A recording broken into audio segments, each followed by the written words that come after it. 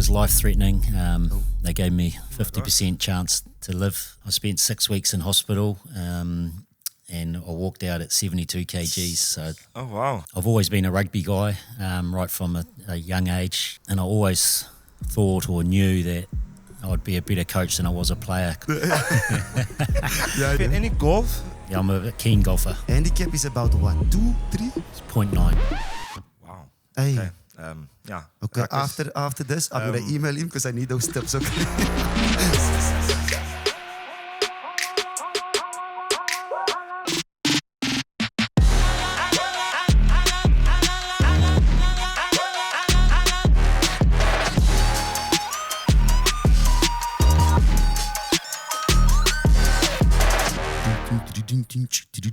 Oi, good day, mate. Welcome to Western Australia. This is Behind the Ruck, episode 58.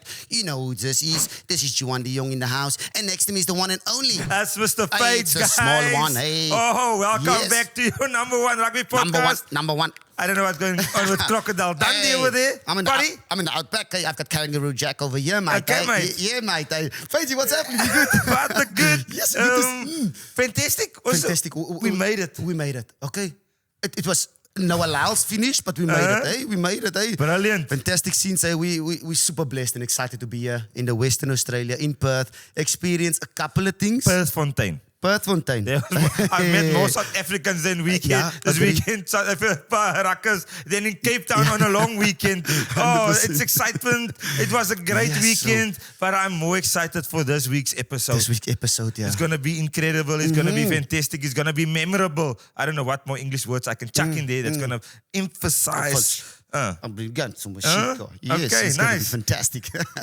Yeah, Paige. So, guys, before we crack on, Behind the Ruck is supported by SuperSportBET. Okay, Nice. all over the world, SuperSportBET. Nice. And it's old school. Okay, In the house. Dricus did a thing. Okay, and we're doing the Yes. thing. Okay, Behind the Ruck, it's old school apparel sponsor. It's showtime. Yes. It's showtime. Let's get into it, man. Yeah, Hey, buddy. line me up. What's going on? Okay, I know. Partners, it's like this, okay? Business class flight, Qatar Airways. Hey. What is the status on the main thing? We got Kangaroo Jack over here, Hey, okay? here we go, here we Kangaroo go. Jack opened the episode. Yeah. Then our main meal in today's episode is Tony Brown, Hey. the mastermind of attacking rugby all over the world currently. He's been setting the trends for the last 15 years, coaching, making sure that attacking rugby is going in all facets of way. So Tony Brown in the house at Behind the Ruck. Then for our dessert, we're going to talk a little bit about our trip. We're going to show who we met, what we did, ringside tickets, Dricus' fight, champion of the world back-to-back. Manne, dis 'n voorreg om 'n rakker te wees. So that is what's going to happen on today's episode of your number one rugby podcast. Man, they know it by now. Kangaroo Jack,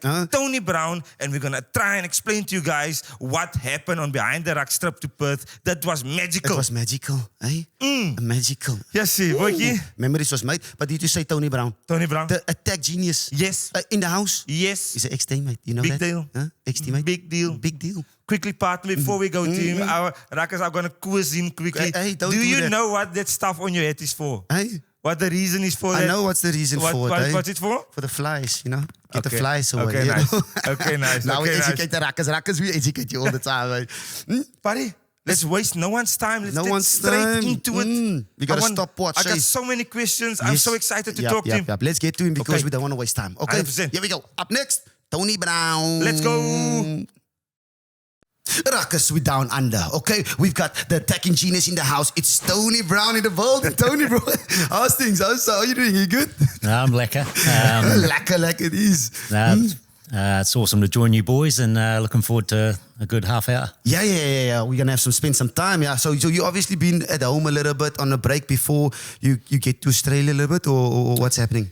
Yeah, after we played Portugal, I shot home for a week just to catch up for the family, and then met the team in Brisbane for our first test against Australia. Yeah, yes. And Tony, before we get into the conversation and getting to know you and learn as South Africans and Ruckers, we obviously want to know who is Tony Brown and what you're about. Where is home in South Africa for you now? All of South Africa. Is it? a little bit here, a little bit there. I'm just on tour with the team, so just floating around different cities. We spent about 6 weeks in Pretoria, which was nice, and a couple of weeks in Cape Town, and then a week in Bloem. So and now we go back to Joburg. So I'm basically just on tour in South Africa with the South African team, and we just stay where we play. Okay, yeah. And he used to South Africa because obviously he's played some Super 10 or a Super 12 back in the day. Hey, it's been years, yeah. So favorite place obviously in South Africa, because we obviously Cape Town, and you're going to Cape Town in a couple of weeks. Is it? Yeah, Cape Town's my favourite. But also enjoyed Durban when I was there. Yeah. But I've pleasantly been surprised about Pretoria as well, because the weather was unreal when we were training there. And I spent a lot of time in Hazelwood just drinking coffee and wines and enjoying the day. Yeah, he likes his coffee. He likes his coffee. And any golf, Tony, that you particularly like? Yeah, a bit of golf. You're a golfer? Yeah, I'm a keen golfer. Keen golfer. Handicap is about what, 2, 3? Because fly-offs. It's 0.9. Wow. Hey. Okay. Okay. After this, I'm gonna email him because I need those tips. Okay. You got issues. Tony, I really want to know. Obviously, now you're coaching the box, the backs, and the attack. But first of all, you moved in your playing days to South Africa. What has been the reason for you with your connection with South Africa? Can you please explain and chat to us about that? Yeah, I think back in 2006, I was playing rugby in Japan, and Dick Muir gave me a call, and I think Butch James was injured at the time, so he needed a first five to fill in for the super season, and gave me a call, and I was just fortunate enough that my Japanese club just let me go in the off season to Durban and play for the Sharks, and I loved it so much. I decided to go again when Rassie gave me a ring in 2008. So both of those seasons were amazing. I loved meeting all the players and just learning about South African rugby really, and how they prepare and train, and then how much the country loves supporting rugby. Yeah. And Sharks and the Stormers, obviously I was still there 2008, eh? Teammate, as a teammate, I'm not that old, okay, don't judge me. But yeah, I mean the differences when you got there, especially the Sharks time and the Stormers, what was the difference in terms of playing? Because in South Africa we know the Bulls are physical, coming around the corner, the Stormers like to move the ball a bit. What was the difference in between those franchises? Not a lot. I think Dick Muir always coached the game around playing attacking style, and then obviously Rassie is the same, and the Stormers, you know, had a lot of young guys like yourself John de Villiers and Skalkberger, Peter Grant. They had some exciting rugby players that like to move the ball, and I think probably both the Sharks and the Stormers have traditionally been the teams that try and run the ball the most in South Africa. And was that for you as a Kiwi coming to South Africa culturally? Was it easy to adapt to South African culture, the way the people treated you? Was it an easy adaptation? Culture, or is there different big differences in the culture? I don't think so. I think rugby culture is pretty similar all around the world. It's rugby's obviously a massive team game, and you've got to be 100% committed to the team, and I find that South Africans are exactly the same as Kiwis.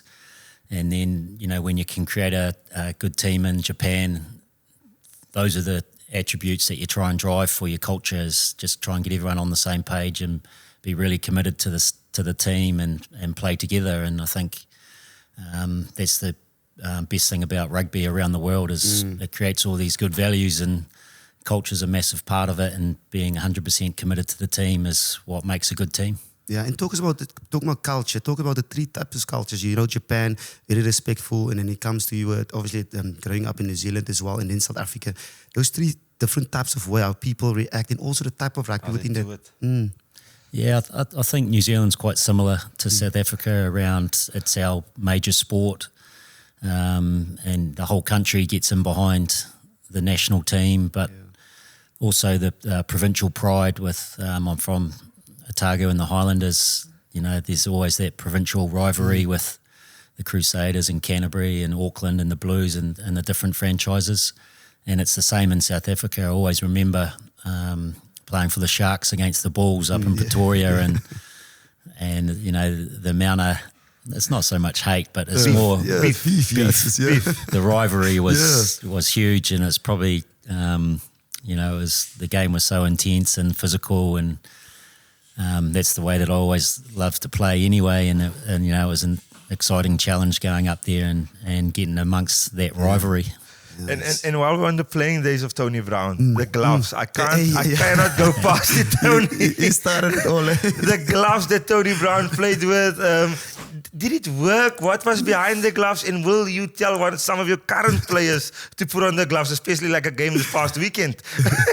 Yeah, I think it was Tane Randall and myself came up with the idea of creating these gloves because there was an opportunity within the rules that you could wear mittens with no fingers. Yeah.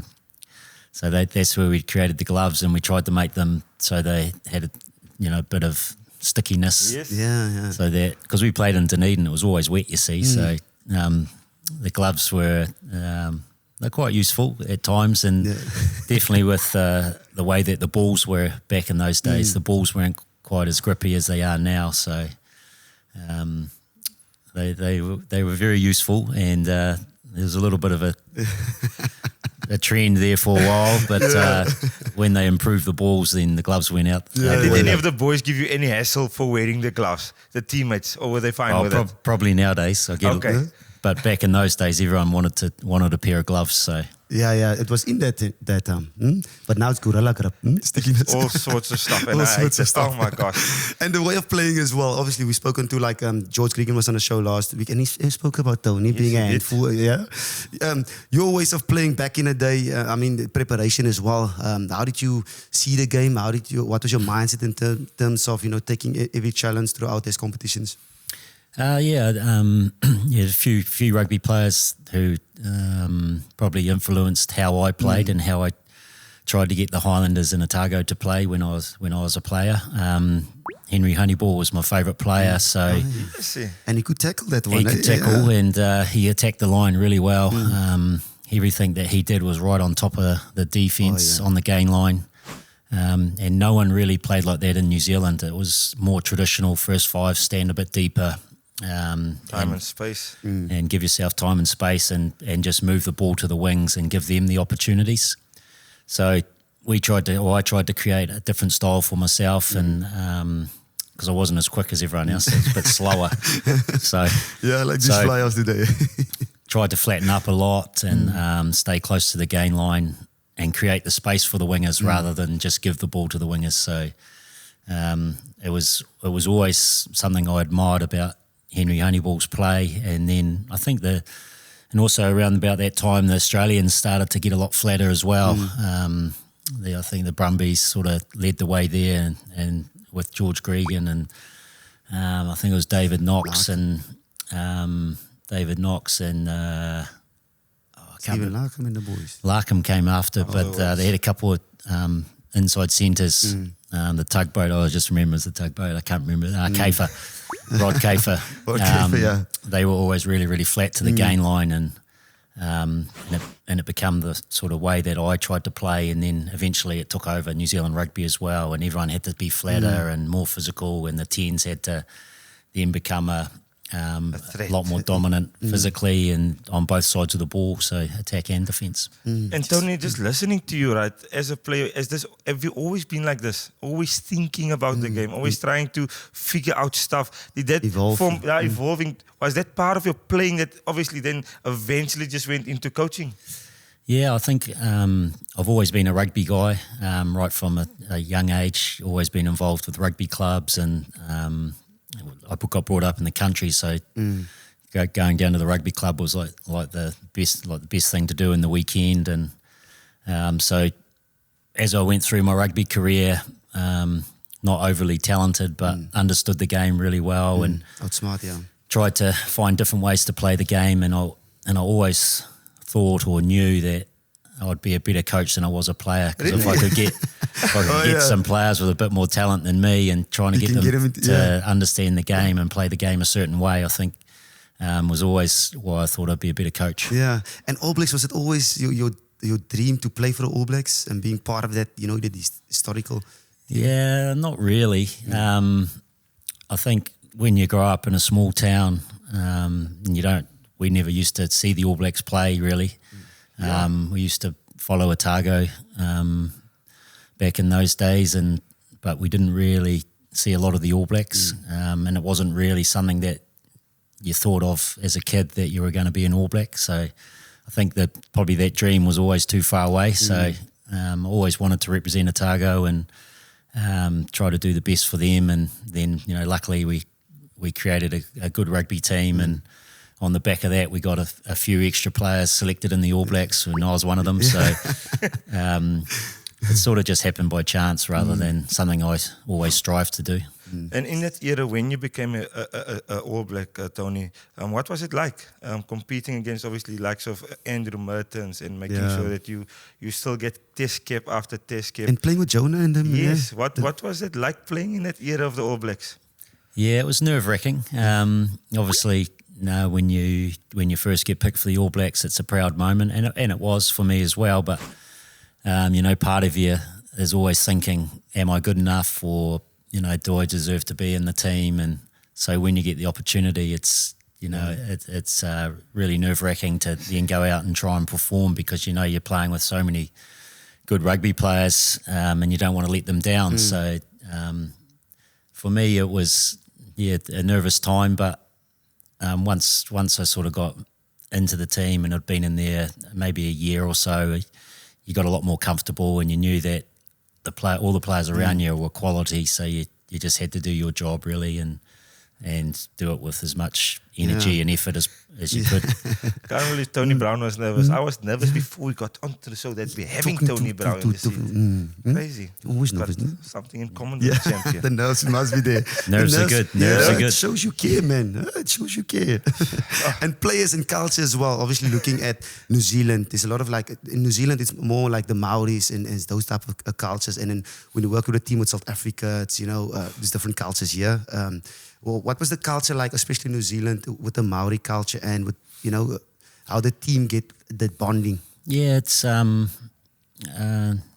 it wasn't, I think it's always been, in New Zealand, it's always been combining the Pacific Island boys, the Māori boys, and then, the white boys, I guess you can say. Yeah.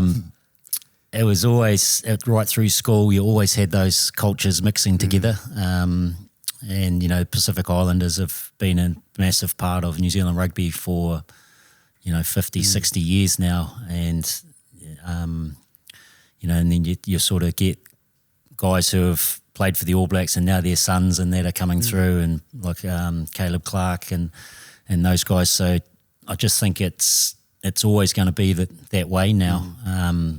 I didn't really grow up where it was anything different, and I know that with the South African different cultures, I know now that when in 2006 and 2008, when I was with the Sharks and Stormers, I didn't notice anything that was different to New Zealand. Like everyone got on, really well. Everyone had a laugh together. I think my first roommate was Odwa in the Ngani. Yes, and the Stormers, Peter Grant, was it there? Peter Grant was at the Stormers, and then, I hung out with Kabani Bobo a bit. He's a character. So for me, it was, I didn't really see the different cultures in South Africa that people talk about. And when did coaching, who was the first, obviously, gig you did, and when did you realize, I want to be a coach now? Yeah, luckily enough in Japan, because when you sign a contract in Japan, especially back in sort of early 2000s, there was only one or two foreigners in your team. So so then the Japanese players always come to you for advice, and they come to you to do some training together to try and help them improve their game. So I just really enjoyed helping the Japanese players get better. And then a couple of years into my contract, they asked me to be a player coach, and I was probably, it starts like that always. I think I was about 30 at the time. So I signed on as a player coach, and then my body... calls it a day. My body sort of hung in there for a bit longer than they thought. So I ended up being a player coach for 8 years there. So it sort of allowed me to learn a lot around coaching and different ways to coach. And it actually probably made me a better player as well, because what I was trying to coach the players, I had to then deliver myself around just being accountable to, because rugby is all about the physicality, the work rate, and, playing as you're doing your role within the team. So having to do that on the rugby field, but also coach it, helped me get a good start to my coaching career. I want to be part of what Tony, what is it like being a coach and you're playing with him, and how did you handle that dynamics? Because that sounds really interesting to me. You're telling him make a tackle and then you miss the tackle. And then Monday you saw him on the club, Juan, you missed the tackle there. What's going on? Well, the first thing is that you're first selected. Yeah. So I was always in the team. But to be fair, I actually took myself off as well. So because I realised, because in Japan you're only allowed two players on the field. In those days you're only allowed 2 foreigners on the field, and we were playing against Kubota, and Kubota had Toto Kefu, and they had an Marty Veal, I think, was the other forward. So they had 2 forwards playing, and we had myself and a lock. And Toto Kefu scored 3 tries in the first half, and because being at 10, I couldn't really do much about it. So then I took myself off and put our number 8 on to combat Toto Kefu, and we ended up winning the game, and our number 8 scored 3 tries himself, and stopped Toto from scoring anymore. So, only putting the team first, eh? Okay, you mustn't take care of yourself. That you gotta is learn. insane. And why attack coach? Because a lot of the time when it comes to flies, it's kicking coaches. Why not defense? Because I think you should be putting a shoulder or 2, eh? Yeah, I was probably more a defensive first 5 than an attacking one. I'm not sure. I think I can coach all parts of the game. I've definitely coached defence before.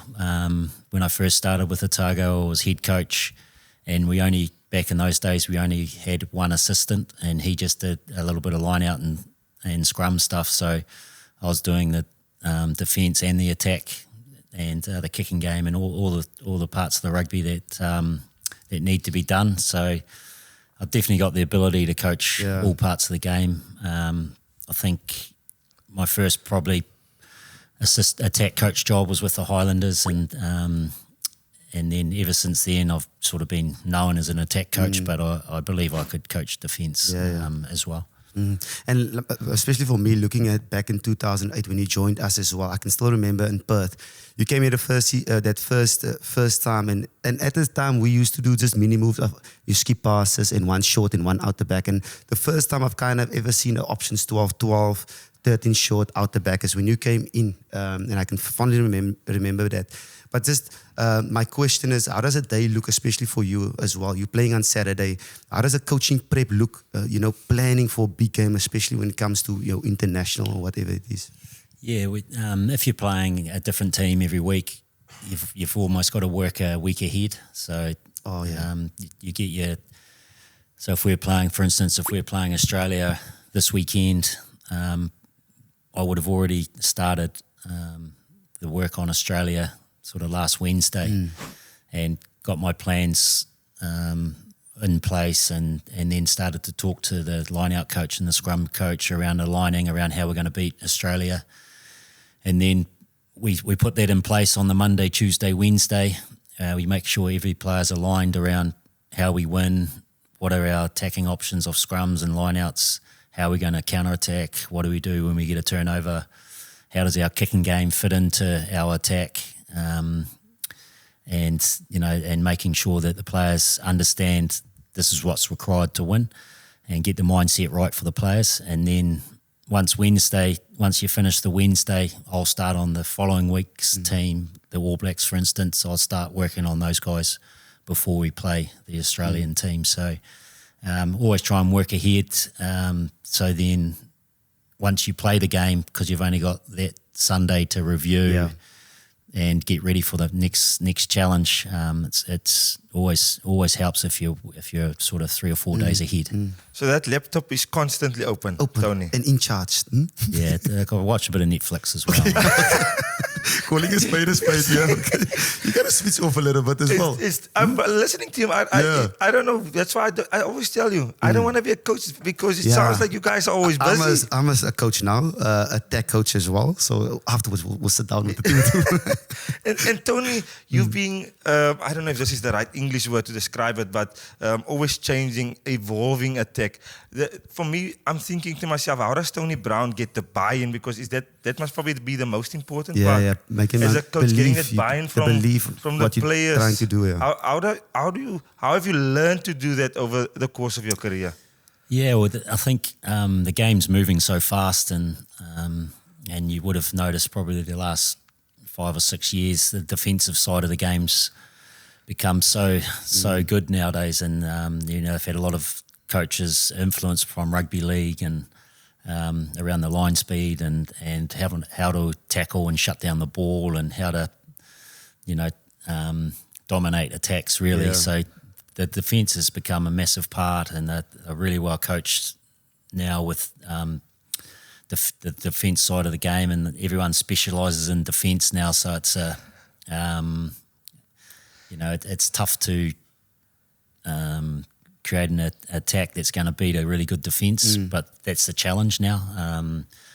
So I always like to try and innovate and do different things to try and manipulate the defence versus letting them shut me down. So so that's the challenge. And then the key part around, if you're going to be innovative and change the game and try and find little things to do, you need your players to, first thing is to understand them. So they need to understand why you're doing it. Then they need to be able to execute it. So they need the skill set, and not so much just the skill set, they need the belief that they're going to be able to execute in that moment. So I think that's why you do your training week. I always try and innovate and give the players some really exciting things to do, so then they actually get inspired to give it a go, and you create a bit of a mindset around, if we get this right and you execute, then our game's going to go to another level, and no one will be able to stop us. And for me, it's the best part about rugby is try and find ways to do it differently, try and inspire the players and give the players, I guess, not a free rein, but give the players the belief and the opportunity to be great. Yeah, and when it comes to attack, you obviously need to understand defense as well, because that's why I kind of love attack now, because for my whole playing career, it was kind of like defense as a 13 as well. But yeah, especially for you, when it comes to attack, when you have a plan A, coming to this defense, sometimes the rush defense, are you forcing that plan A, or do you adapt it as the game goes on and finding space? Because everyone thinks about attack is just, running at them, throwing the ball wide. But sometimes you need to find space in behind, get the transition, get the kicking cycles going, and innovate a bit. Yeah, that's right. And most defence coaches and defence systems, they have the players in specific roles. So you can manipulate space if you get the options right, and obviously the space in behind is always a tough one to defend, because all defence coaches don't want to concede in the front line, so they have a lot more players in the front line. So you have to be able to have a good kicking game to make the most of the backfield space, and then you need to be able to manipulate defenders to then create space elsewhere. So. And with all rugby, I think if you can create speed on attack, you're always going to have more chance of succeeding around moving the ball to space. So just finding different ways to create speed, momentum. I always talk about shortening the defence line, so then that creates the space in the edges. So every time I create plans, it's all around that sort of thing. And Tony, I'm thinking, partner, when one of your plans comes off, you're sitting there in the coaching booth, and do you give yourself a little, well done, or how does that feel like when a plan comes off and you're like, damn it, I've got that one spot on. I'm the man. I've got that one. No, it's more just give the player who executed in the moment a high five afterwards, and sit down, have a beer with them, and say, oh yeah, that worked, and well done on having the belief to and the skill set to pull it off. Yeah, because the cameras, when they're on the coaches, you don't see him high-fiving that's what I'm crazy, thinking. Exactly, I'm thinking now. Surely you know when you played and you've done something. Good feeling. It's a good feeling. It's a satisfaction. So it's nice to hear that. Yeah. And Tony, I enjoy the coaching box, and I enjoy everything that we do around trying to win the game. And I always sort of try and have a bit of fun in the coach's box because sometimes it can be pretty serious. Yeah. And attacking challenge as well. I want to know, because sometimes when you get into a squad, you kind of know who's the starting 15 or who's the main man. How do you get a player to fit into the system that you're trying to implement, but he needs that skill set to implement it? How do you get that player mindset and working on him individually to make sure that he does have the ability to fit your shape and your plan? Yeah, I think you just got to keep putting that player into the different scenarios that are going to make him a better player. So if he struggles a little bit with his catch pass under pressure, then you just create those little scenarios in a training session, and you try and make it harder than it will be in the game. So then when he gets into a game situation, he feels as though he's got a lot more time and space to be able to execute under pressure. So I think with a lot of the rugby nowadays, everyone loves the drill. Yeah. Like everyone goes, oh, what's your drill for this? What's your drill for that? But what I like to do is just keep changing up what we're doing drill-wise and just create scenarios where it might be we're playing the All Blacks this weekend and they defend a certain way. I'll just create that scenario and put the players under pressure and put them under more pressure in that scenario than they would be on the weekend. So then it becomes hopefully easy in the weekend to execute under pressure. And during the week, are you a type of coach who shouts and gets aggressive? Are you very calm? You look at the thing, you make quick adaptations here and there. Well, how do you do things? I actually want to have him just listen, partner, what to do. Okay. I'm all ears. Yeah, well, for me, you've got to enjoy it. It's got to be challenging for a starter. So you've got to challenge the players to be better all the time, and you've got to challenge their skills so that they're improving. And I think every rugby player wants to be challenged when they go to training. They don't want to just go to training to go through the same drills they did last week or get on the line and do a bit of fitness or... No. So you've got to put the players in situations at training that is enjoyable but challenging for them, and you've got to be comfortable that the players are going to make mistakes, because if they're making mistakes at training, for me, they're learning, and then they're going to get better when they get in those situations in the game. And do you ever get involved still with training? Do you still run a tent sometimes? Do you still like it? Do you still have a quick chip and chase? No, I used to, but I stay away now. I think I'm too competitive. Yeah, trying to get and it my right body doesn't match my competitiveness. No, there's nothing worse when you get into training and you do something and then you get injured and you can't show the players that you're injured.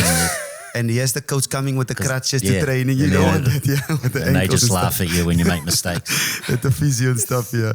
And challenges, you challenging the players, obviously. You had a massive challenge, I think in 2008 when you raptured, was it the pancreas or something? Yeah. What was the challenge for you? You were still young at the time, getting over that challenge, making sure that you're getting back, because that was pretty much like a career in there, if I'm not mistaken. Yeah, it was life-threatening. They gave me 50% chance to live. When I got to hospital, when I spent 2 weeks in ICU with my insides severed, and I had six tubes coming out of my stomach, trying to drain the bile that your pancreas produces to digest your food, because the danger of the ruptured pancreas is that the bile goes through your organs and digests your organs, so then that becomes life-threatening. So. Wow. I spent 6 weeks in hospital, and I walked out at 72 kgs, so I'd lost 12 kgs. And so it was a tough time to get through that 6 weeks, because I'm not a good guy who enjoy just being stuck in hospital, lying down, nothing to do. I want to get out and I want to compete, and I want to play rugby again, and so it was a tough time, but as soon as I got out, I come up with a plan to try and be back playing. It was in the final Japan competition. So I had 3 months to try and get fit again, put my weight back on, Yes. and get confident enough that when I go into the collision, I'm going to be okay. Yeah. Yes. That's insane. massive. Yeah, that's massive. And Tony, if I ask one of your friends, right, and the question I pose to one of your friends will be, who is Tony Brown? I've obviously picked up now a lot about you're very competitive. The But golfer. if you one of your best friends, how will they sum up Tony Brown and Tony Brown's characteristics? I think, competitive would be one of them. I feel as though I like playing all sports, so I like the challenge of all sports. So I play squash. I'm a good squash player. I play golf. Anything that's competitive, I back myself to be able to do it. But the main thing really is that I'm super committed to the team. Right through my rugby days, I was always 100% committed to the team. Whatever the team was doing, I would sacrifice everything else for that. And I think that's why I love coaching so much, because it allows me to keep giving and keep doing that for the team. Any guitar ability? Are you a karaoke champion somewhere there in Otago that we don't know about? Yeah, there's new pedal as well and those things. Nothing. No, I'm not a music guy, but I enjoy music, but I can't play it or sing it. But I like listening to music. But maybe I'm a good beer drinker and coffee drinker. Yeah, and a coffee drinker, like you can see. Tony, thank you very much for the time. It's been awesome. I know you guys obviously up and down and running around, especially with in the middle of the rugby championship. Thank you for making the time. All the best with the chapter and the challenge ahead. And yeah. And I hope you have enough biltong and drovers, and I hope South Africans make you feel at home, and we show you the support and the love from all of us in South Africa that you're part of the Springbok team, and we just if you need 2 more guys for the 4 ball, okay, hit us up. Yeah. Okay, we'll bring out 30 balls. Eh? You guys hit me up. Okay, we'll hit him up. Definitely. Yeah. Thank you very much, Tony. Pleasure. There we go, guys. Tony Brown in the building. Let's go. Oh, wow. Yes. Wow. Hey, incredible story. What a genius, a tech genius he is. And I mean, the story, not about life-threatening, career-threatening, but life-threatening as well. Insane. Yeah. It's great to catch up with Tony Brown. I mean, the South Africans always wanted to know who is the tech coach that came into the Springbok setup and making the players nice and easy and feeling themselves. Fantastic to see. Excellent interview party.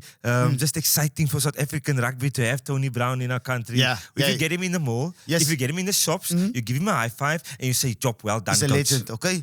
Okay. Lekker rakkers. Tony, get us an invite, okay? Golf invite. Golfie. Okay, good. Incredible. Lekker to catch up with him. But yeah, there's a lot of rugby going on. Yes, quickly. Okay. Yeah, let's quickly go to the results results for this weekend. Down under, we're starting with the first game was All Blacks versus Argentina. Yes. Okay, and the score was 42-10. Yes, Eina. Pumis. Backlash it is. So, and straight... Party quickly before, is that 50 games that they've won now consecutively at Eden Park for the All Blacks? It is, yeah. Okay. It is. Okay, Wow. they've got a massive good record That's over there. incredible stat. But the Cape Town, Wellington, not so good Not so record. lekker. Okay. And when it comes to the Boks versus the Wallabies, obviously 30 Boks, 12 Wallabies. And that is 22-6 South African time. Okay, but you guys in South Africa, it was 22-11. 22-11 it is, yeah. Incredible game. I must say, the boykies, the conditions, terrible. Yes. Terrible conditions. What West and Creasy was sitting in there. Ruckers were sitting down on the stadium close to the field. We were soaking wet. My jeans were heavy. My partner's jacket.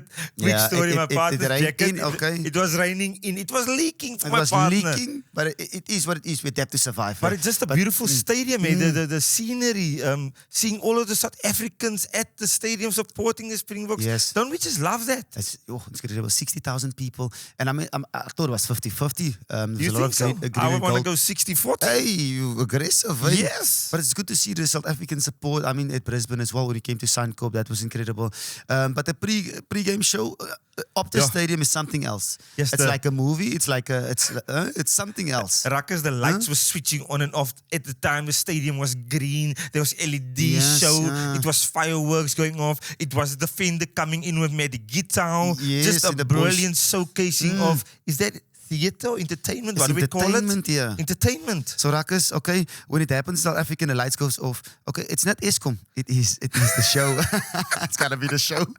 But yeah, the boys was incredible. It's good to see some of the boys. We were saying a lot of guys got an opportunity. Yes. They picked up the hand. The weather conditions didn't allow a lot of this running rugby that we used to. I mean, we scored 3 incredible maul tries. fantastic. We had a great try with Fassi. Okay, Fassi Airways in the corner. It's a brilliant, but I want to give credit to Makazola and Mapimpi's What a grabber. the I grabber. think it's stunning off the left foot to put Fassi into the corner. Yes. Brilliant skill execution by Makazola. Execution, yeah, because a lot of people, when they think about grabber, they just kick the ball to kick it.